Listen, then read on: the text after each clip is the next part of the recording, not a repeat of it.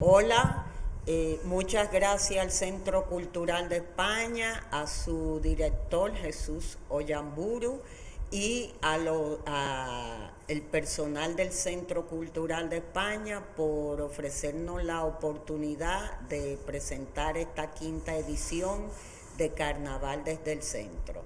Es un honor para nosotros tener aquí dos personalidades muy importantes. Una es el doctor José Guillermo Miese, reconocido Diablo Cajuelo y uno de los fundadores de la Asociación Dominicana de Carnavaleros, y quien ha realizado aportes muy importantes a esta festividad popular, tan así que en el año 2004, creo, fue reconocido con uno de los premios más importantes que se ofrecen en el país, en honor a don Felipe Abreu, siempre recordado carnavalero. En el 2014 fue ganador del premio Felipe Abreu, que es un premio que se confiere a aquellas personas que, dada su continuidad, dada la participación, la vistosidad de sus trajes o caretas, conforman este carnaval. También tenemos aquí al conocido artista, escultor y gestor cultural de Miches, Genaro Reyes, quien luego de la exposición de José Guillermo Miese nos hablará un poco del reciclaje en el carnaval. Gracias, José Guillermo, por estar aquí con nosotros. Qué bueno tener un Diablo Cojuelo tan destacado para que precisamente nos hable de un tema que conoce, que es el carnaval barrial, y quien nos hablará un poquito, sobre todo para aquellas personas jóvenes que no conocen, qué es lo que es ser un Diablo Cojuelo. Pues los dejo con José Guillermo.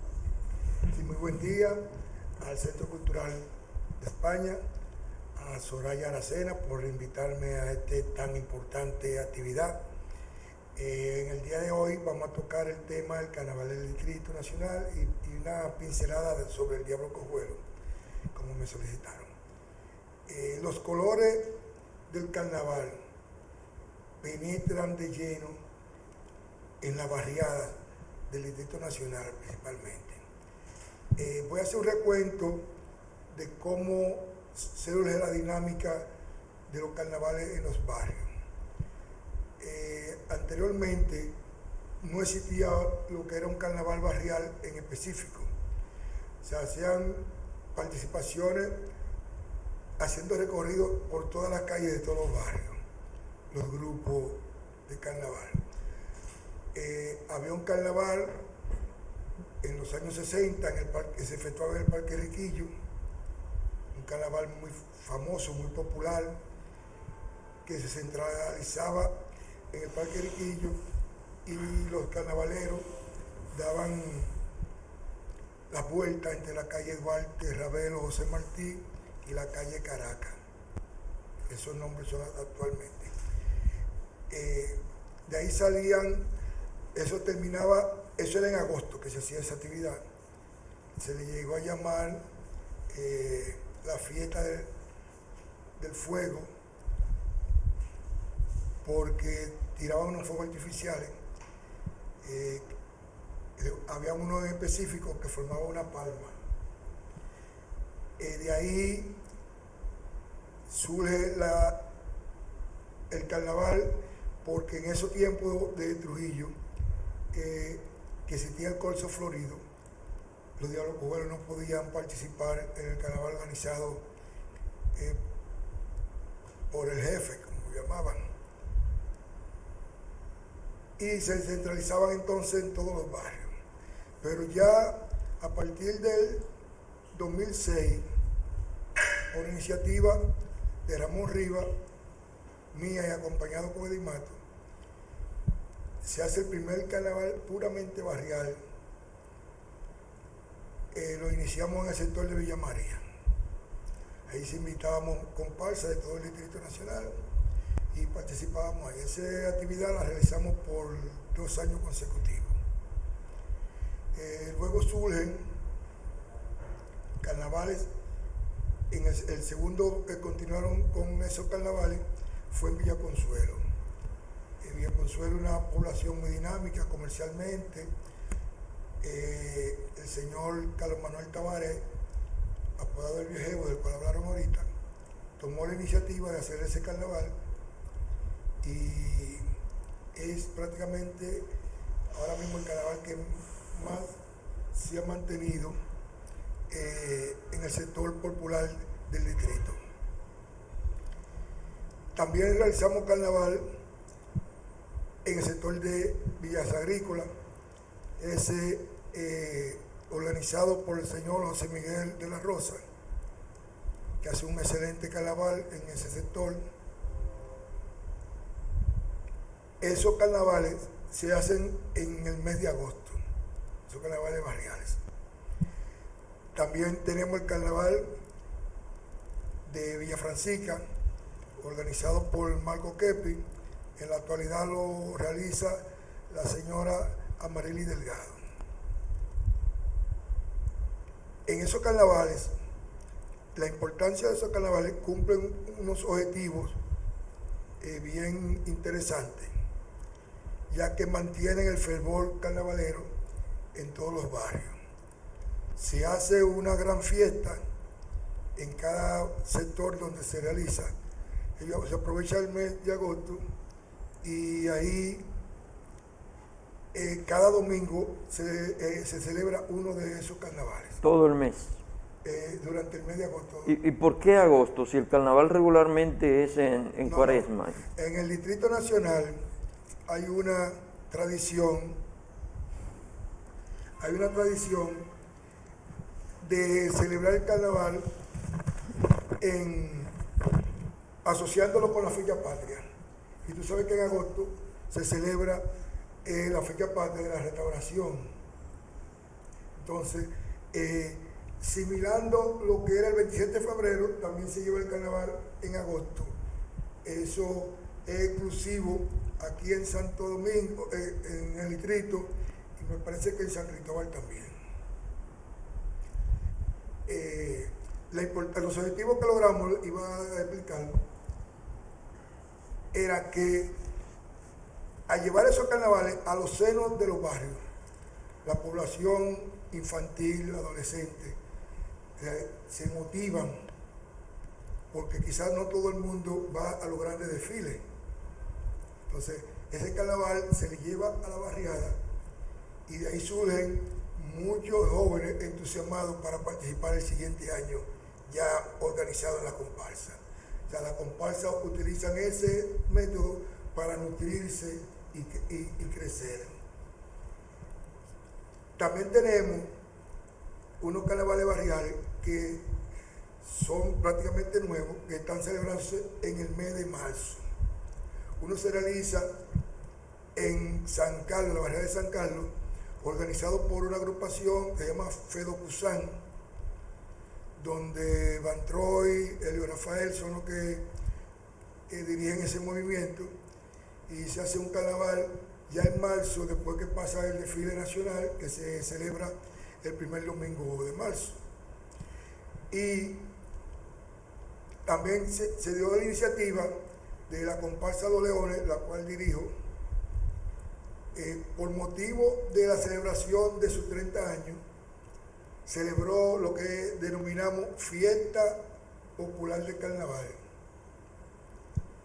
Pero fue por motivo de celebración de los 30 años de la comparsa. Se hizo un carnaval con desfile, todo eso, presentación artística, y la barriada pidió la continuación de la fiesta en el barrio, y se ha seguido ya haciendo de manera tradicional. Hay unos detalles interesantes, que es cómo los barrios subvencionan, obtienen recursos para esta actividad. Los barrios, los líderes de los barrios de comparsa, hemos demostrado que somos héroes nacionales, porque prácticamente Esos carnavales se hacen con el pecho, como dicen. Carecemos de ayudas oficiales. Uno que otro puede conseguir que el ayuntamiento le conceda 50 vallas, 20 vallas, pero prácticamente es sin nada. Mano pelada. A mano pelada, sí. Pero el objetivo de eso no es mercurial, es un objetivo de gestión cultural, de promoción cultural hacia los barrios. Es un desprendimiento que hacen todos esos jóvenes que trabajamos carnaval para fortalecer nuestra tradición. ¿Y por qué ustedes entienden que es necesario tanto desprendimiento? No, porque no tenemos de otra. si conseguimos, hay algunos grupos, algunos barrios, el que tiene más apoyo es el Carnaval de Villa Consuelo, por ser una barriada comercialmente muy fuerte. Tiene todos los negocios que están en el área del mercado de Villa Consuelo, realizan aportaciones, uno que otro. Y ese carnaval quizás tiene más, por eso se ha mantenido durante más años, como dije anteriormente, en su realización.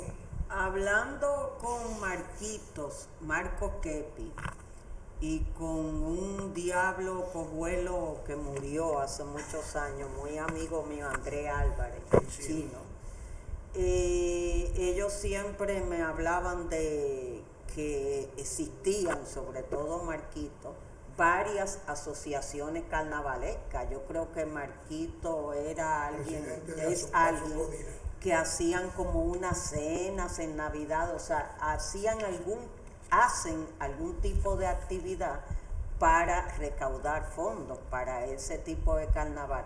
¿Cuál es el papel de esas asociaciones de carnavaleros en los barrios? Fíjate, las asociaciones de carnavaleros tuvimos un gran esplendor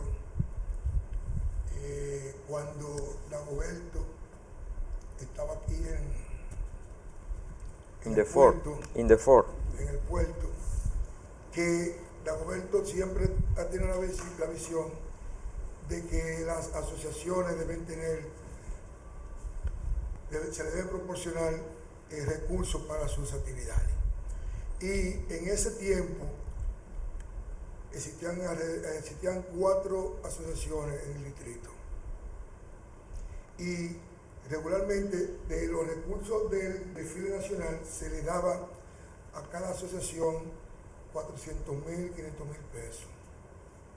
Por la asociación que nosotros dirigimos, que fue prácticamente la primera organizada, teníamos un local y nosotros sustraíamos de esos recursos que eran para distribuir entre la comparsa, hacíamos el sacrificio de sacar el aporte del pago del local. Y lo que hacíamos era, como era un solo pago, pagábamos el año entero del local. Eso fue retirado ya como las asociaciones, y con esas actividades uno hacía, teniendo ya un local, las asociaciones pueden hacer, nosotros hacíamos que el mes gira profundo para esas actividades que se desarrollan. Y entrando un poco en el personaje, ahí quiero llegar, que usted ha representado toda su vida, el Diablo Cojuelo. ¿Podría explicarnos un poco qué es un Diablo Cojuelo? Y, por ejemplo, cuando usted se disfraza, si se siente ser el doctor José Guillermo Miese, o cómo se siente, y si se necesitan algunos requisitos para ser Diablo Cojuelo, si hay alguna parte religiosa en esto del Diablo Cojuelo. ¿Qué es ser un Diablo Cojuelo? El Diablo Cojuelo tiene un misticismo tremendo. Y me parece que prácticamente todos los personajes tienen una particularidad, pero como yo puedo hablar de la experiencia que tengo, uno se transforma. Hay una transformación total, no maligna ni maliciosa, una transformación cultural intrínseca, donde nosotros podemos estar trabajando en las decoraciones de los trajes y amanecer en ese proceso y salir de ahí a ponernos el traje sin dormir. Ahí tú no sientes cansancio, tú no tienes sueño.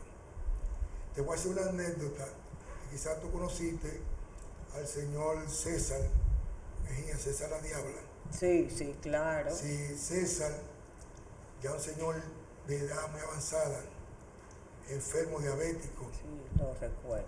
Enfermo diabético, estuvo interno en el hospital de Ival Morgan.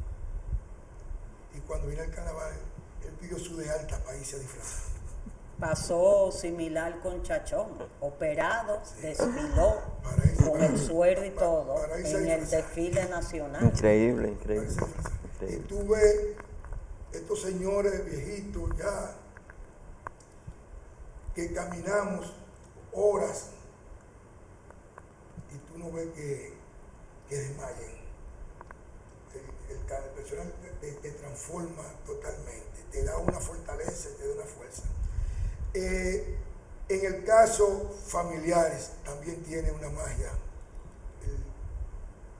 Nosotros que hacemos grupos, porque también el diálogo fue en la capital y me parece ya que quizás en el país entero, se da un componente familiar.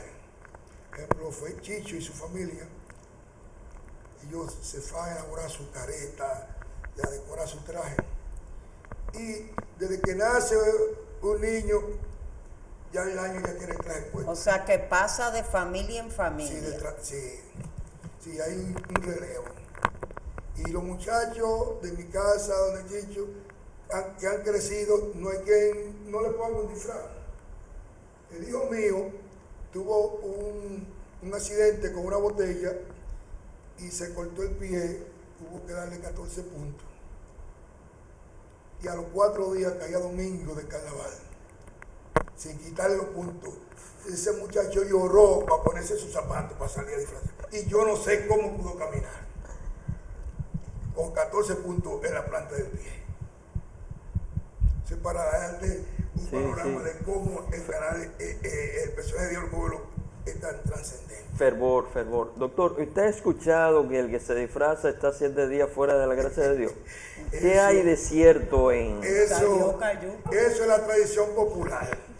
La tradición popular, y yo digo que hasta favorece nuestra tradición de diálogo bueno, porque también hay otra que dice que el que se disfraza una vez tiene que disfrazarse 7 años consecutivos. Entonces eso favorece a la permanencia del diálogo bueno. Eso favorece. Pero esos son mitos. Ya entra lo mágico religioso. Sí, que es de donde venimos, Sí, definitivamente. Y Hablando de lo mágico religioso, a mí me contó el chino, Andrés Álvarez, como que algunos diablos también eran practicantes de la religión y que incluso cuando moría uno de estos diablos se hacían algunas ceremonias especiales. ¿Es cierto? ¿Hay algo? Cuéntame un poco. Fíjate, en ese tiempo muchos personajes de carnaval, diablo, inclusive Papalilo, que fue indio, era lo que le llaman portadores de misterio. Tenían sus altares en su casa. Por ejemplo, cuando yo conocí a Andrés Chino, nosotros hicimos un recorrido que fuimos a Villa Agrícola, donde una señora que era muy allegada a todos los diablos, porque ella tenía su altar, y entonces los diablos iban a visitarla, y ella le daba la bendición, hacía un ritual de bendición. Parece que por lo mismo que preguntó el compañero aquí. Entonces, y eso sí yo lo llegué a ver, lo llegué a vivir. El mismo José Alié Sí. tenía su altar en su casa. Pero ya ahora mismo ya es más festivo la celebración, o sea, el carnaval, que el contenido mágico religioso. Y algo eso que, se ha ido perdiendo. algo que he visto en los Diablos Cojuelos, a diferencia de los demás diablos que existen en el país, y de usted tengo una foto muy buena, con esa característica, ustedes no se tapan la cara con la máscara, la mayoría, sino que la llevan sobre la cabeza. ¿Por qué? Fíjate, eso se convirtió en tradición en los tiempos ya de los 12 años de Balaguer. Los 12 años de Balaguer vivíamos una etapa de represión y también muchos individuos utilizaban esa condición para hacer algún tipo de fechoría.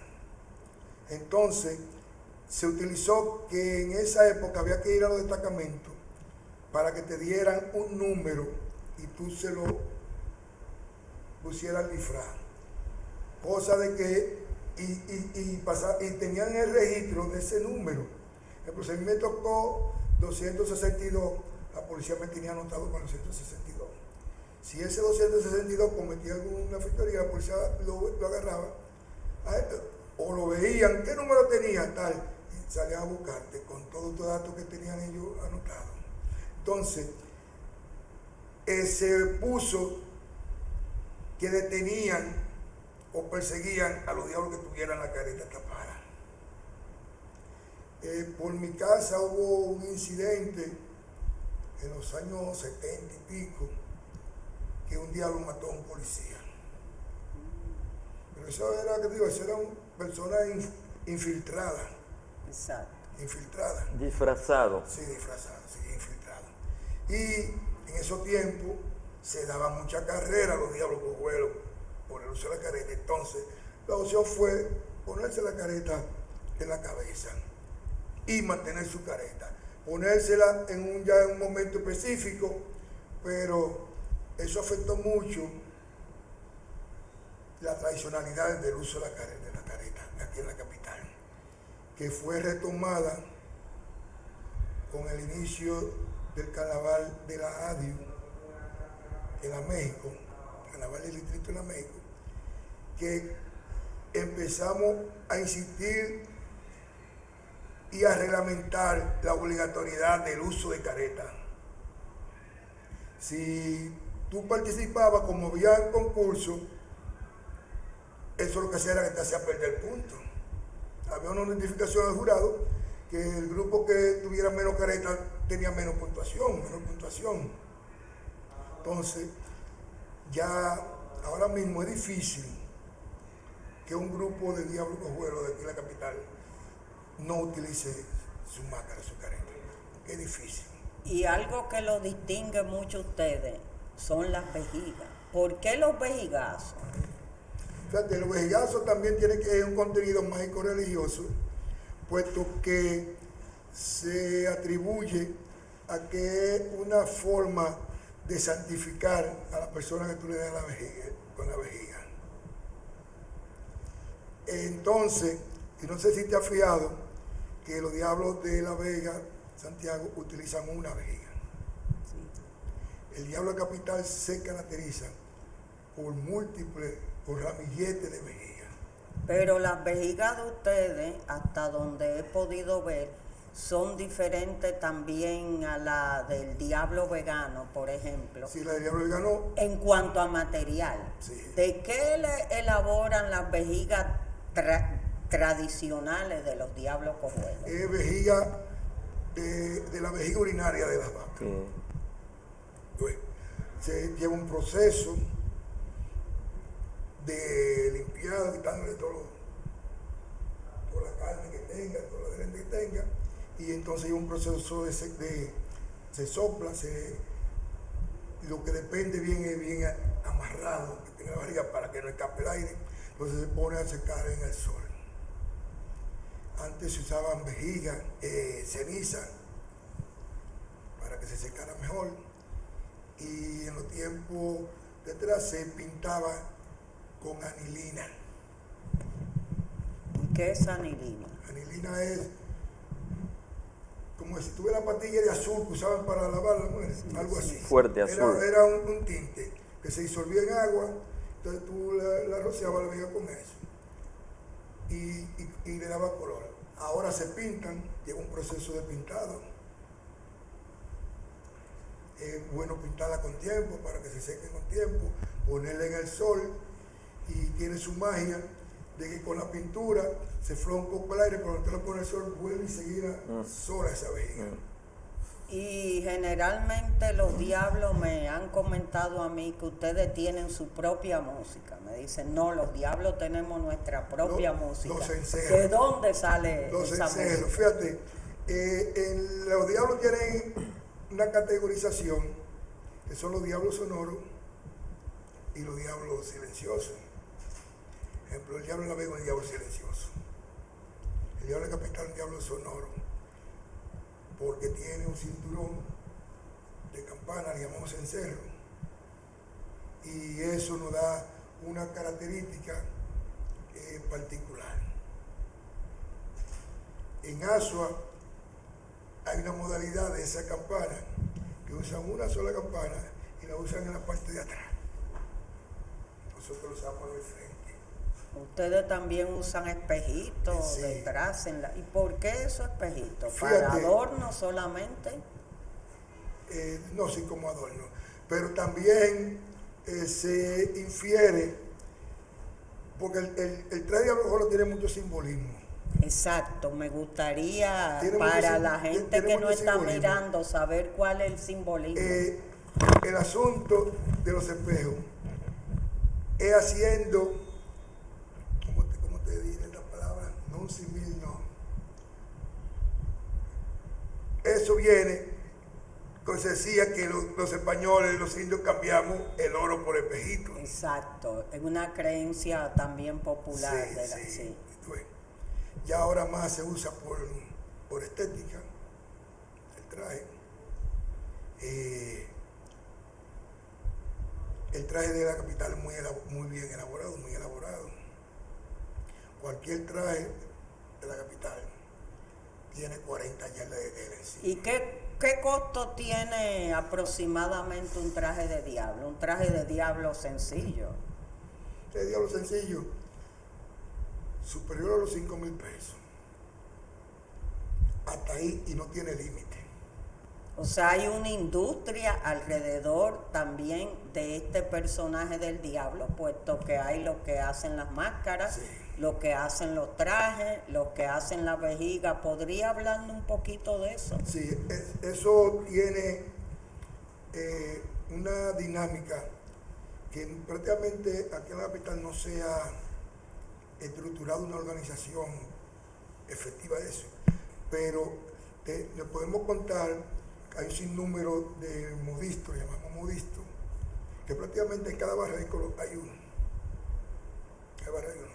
Hay que son más famosos que otros, que se trasladan hacia ellos a confeccionar su traje. Y el costo de confección no es tan elevado, pero sí la decoración, los elementos decorativos sí hacen que el traje se eleve su costo. Ahora tenemos, como ahorita se mencionó, una modalidad de traje que se llama diablo de fantasía. Ese sí es costoso. Ese Pues puede llegar de 50,000 pesos, así. Pues muy agradecida, doctor Mieses, por su exposición. Ha sido muy... Déjame dar un detalle, Sí. un dato importante. La gran importancia de los diablos cojuelos de la capital es que prácticamente el Diablo Cojuelo de la capital, la esencia de los Diablos Cojuelos, entre el medio de la antigüedad y ahora, cada quien era el decorador de su propio traje. Eso era cuando los trajes cada traje era de un solo color. Y ahora, como adoptamos la modalidad de hacerlo en conjunto, ya no. Pero antes cada quien le ponía su detalle particular a su traje. Por ejemplo, en mi casa, aunque yo me hiciera el traje, junto con un cuidado mío que murió, Jesús Félix, también era carretero, yo me lo hacía igual que él, pero no salíamos igual. Porque él tenía una idea de ponerle una cosa y yo tenía otra.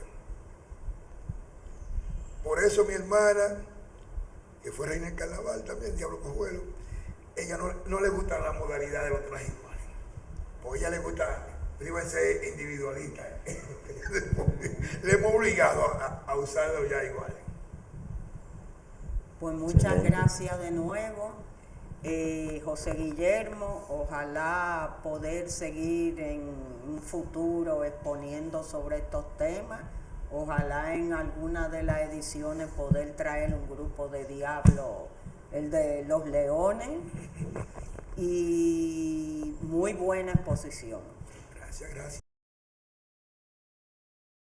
Para el cierre de este evento, auspiciado por el Centro Cultural de España, Carnaval desde el Centro, tenemos a un gran artista, amigo, gestor cultural, Genaro Reyes, quien ha trabajado mucho el tema del reciclaje, y no solamente el tema del reciclaje desde el punto de vista como escultor para concebir sus obras, que de hecho han sido muy premiadas en el país, sino que también para con este reciclaje aportar a lo que es el carnaval de su pueblo, el municipio de Miches, perteneciente a la provincia El Ceibo de la región este del país. Para el Centro Cultural de España y para el proyecto Carnaval desde el Centro, es un gran honor tener a Cayuco aquí. De hecho, su primera individual fue en esta edificación, la cual él estima mucho. De 99. Hecho, vino a estar con nosotros aquí desde allá, y eso se agradece mucho. Cayuco, quisieran que nos habláramos del Carnaval de Miche y de cuál ha sido tu labor como artista cooperando o colaborando con que se utilicen materiales reciclados en ese carnaval. Gracias. Bien, gracias. Tengo un micrófono. Tú sabes que yo nací en medio de un carnaval y recuerdo, como parte de la atmósfera mágico-religiosa del carnaval en medio de la cuaresma, que el viejo salía del monte completamente disfrazado de cadillo. El cadillo es una semilla que se prende básicamente al pelo, y en cuaresma los caballos, su crin se llena completamente de cadillo. Entonces ese personaje que salía del monte, el viejo disfrazado de cadillo, era el cuco de los muchachos en el barrio. Entonces en la infancia regularmente asumíamos personajes carnavalescos, una vez de indio, una vez de viejo, una vez de muerto, y así sucesivamente. ¿Por qué te hago estas anécdotas? Para llevarte al tema del carnaval cuando lo asume el individuo, más que ser portador, más que heredar el tema, yo creo que el tema lo he trabajado, como te comento, desde la infancia.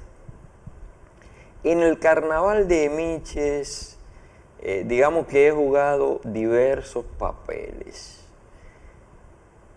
Una la he hecho como jurado, cuando me han invitado, y en los últimos años he venido bajando de la tarima de jurado a intervenir directamente en el carnaval a través de la comparsa. La primera comparsa con la que participamos en el carnaval de Miches fue el Conuco de Cayuco.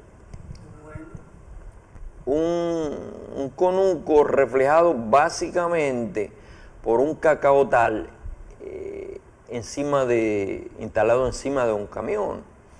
Y cuando te hablo del cacaotal, son los troncos del árbol del cacao con mazorcas talladas en madera y adherida al tronco instalado en el camión con toda una serie de hojas secas de plátano, buscando la atmósfera del conuco, un racimo de guineo con todo y mata enclavado en la comparsa, y una serie de personajes que fueron mis estudiantes de arte, vestidos como campesinos, con gallinas en la mano, y así sucesivamente. Tú sabes que en este tipo de proyectos, como lo es Carnaval desde el Centro, nos siguen muchos jóvenes por las redes y personas del extranjero que desconocen la palabra conuco. ¿Qué es un conuco? Bueno, el término conuco es propio de la lengua arahuaca, del idioma taíno, pudiésemos decir. Entonces, conuco es taíno, cayuco es taíno. Tendríamos que observar un poco el diccionario del doctor Emiliano Tejeda sobre el léxico aborigen, porque es cierto, la gente joven desconoce que hay un idioma taíno, que hay una culinaria taína, que yagua, que ceibo, que higüey. Entonces Miches está en ese cacicazgo, en el cacicazgo de higüey. Y el cacique, uno de los más grandes, quizás el más grande de la cultura correcto, taína. llegaba desde Punta Cana hasta la Ría Osama, en Santo Domingo. Y entonces, ¿ese carnaval de ustedes todavía tiene influencia de esos taínos? Sí, el carnaval de la costa de los Uberos, ¿no? El guaco o el morro, que son los nombres primitivos del puesto cantonal. Lo de Miches es reciente. Lo de Miches podría ser del 50 del siglo pasado. El carnaval de Miches es muy rural. Es rural como la población misma. Es hoy que Miches se está abriendo al mundo porque tiene caminos nuevos y despierta a una industria turística. ¿Por qué el carnaval de Miches es uno de los más legendarios de la historia de la República Dominicana? Precisamente por sus personajes. El tiznao es uno de los personajes tradicionales del carnaval rural de Miches.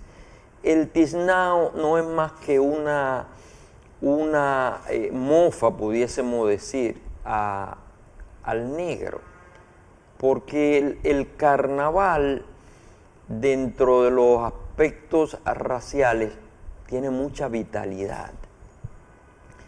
El carnaval toca varios temas de las culturas tradicionales de los pueblos.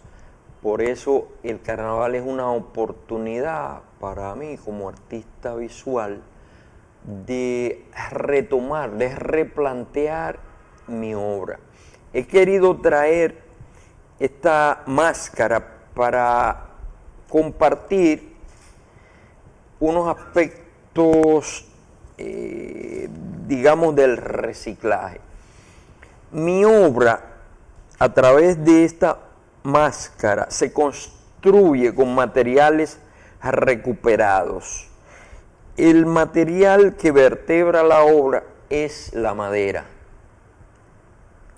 Y es un tronco que encontré a la deriva, con muchas de las materias que utilizo en mi obra, material encontrado.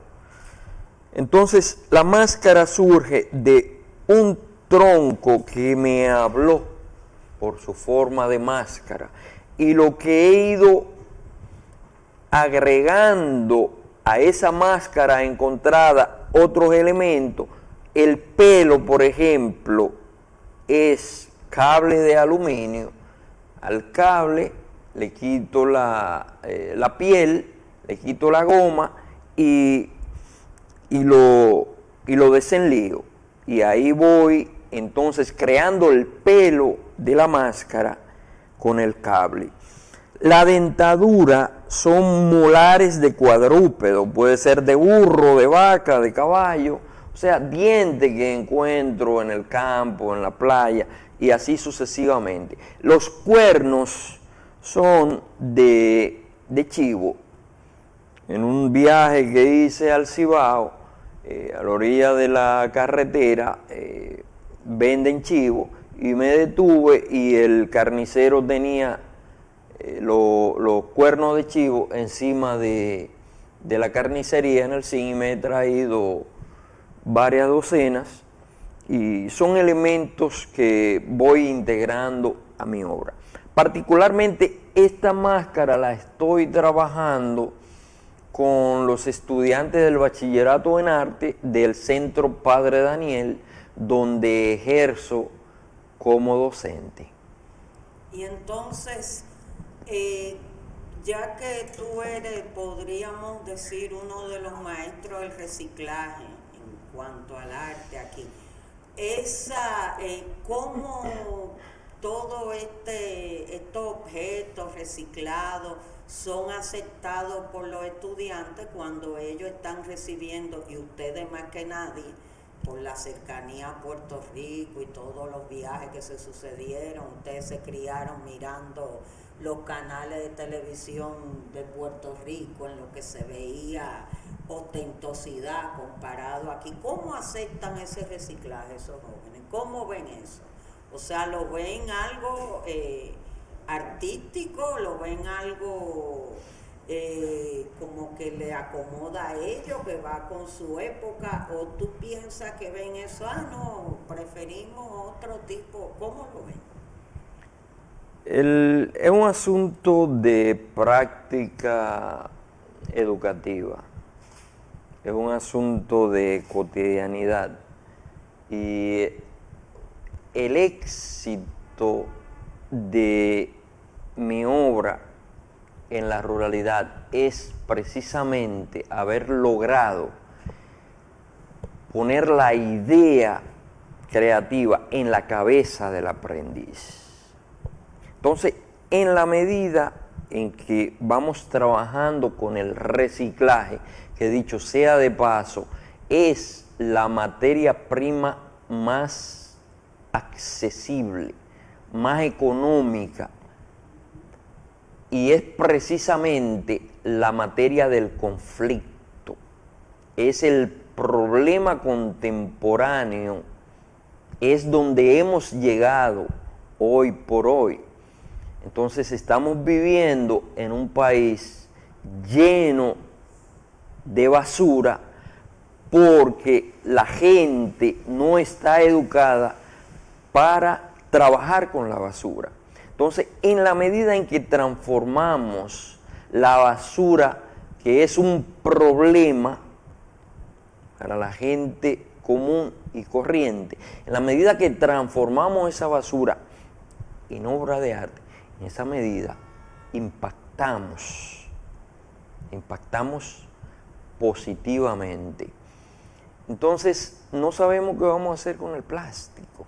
Cuando el plástico tiene un alto valor en el mercado. Entonces, hay muchísimos programas para trabajar con los desechos. Miches, desafortunadamente, tiene un nivel de contaminación extraordinario. Los turistas se están bañando en la basura. Entonces, esto no es propio de Miches, esto es propio de una isla que se está vendiendo como destino. Entonces para nosotros es un asunto de vida o muerte. Continuar trabajando con los desechos y que no sea una práctica de Cayuco y de su taller, sino lograr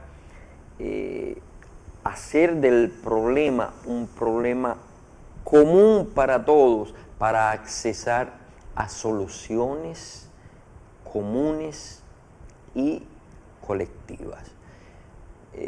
Así impactamos a los estudiantes a través de nuestra obra cotidiana.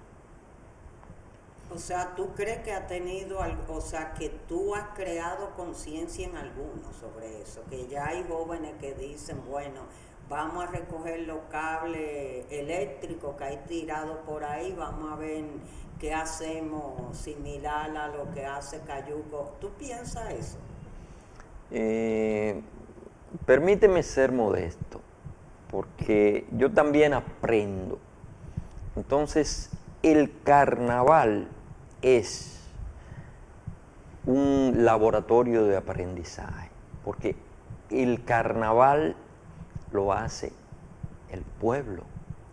El carnaval es popular, y lo decía el doctor, el carnaval no necesita presupuesto. El carnaval últimamente está teniendo acompañamiento, eso está muy bien, para industrializar el carnaval, para que los artesanos del carnaval puedan subsistir a través de su obra y no se vayan en yola, como hicieron los maestros del carnaval de Miches, que se fueron en yola porque no podían vivir de la artesanía que tan genialmente fabricaban. Entonces, ya podemos vivir del carnaval, porque hay mercado, hay acompañamiento. Ahora, habría que cuestionar si ese acompañamiento le permite al carnaval crecer o mermar. ¿Por qué? Porque a veces el acompañamiento nos aleja de esa espontaneidad creativa, ¿no? de ese sentir. Entonces, el compromiso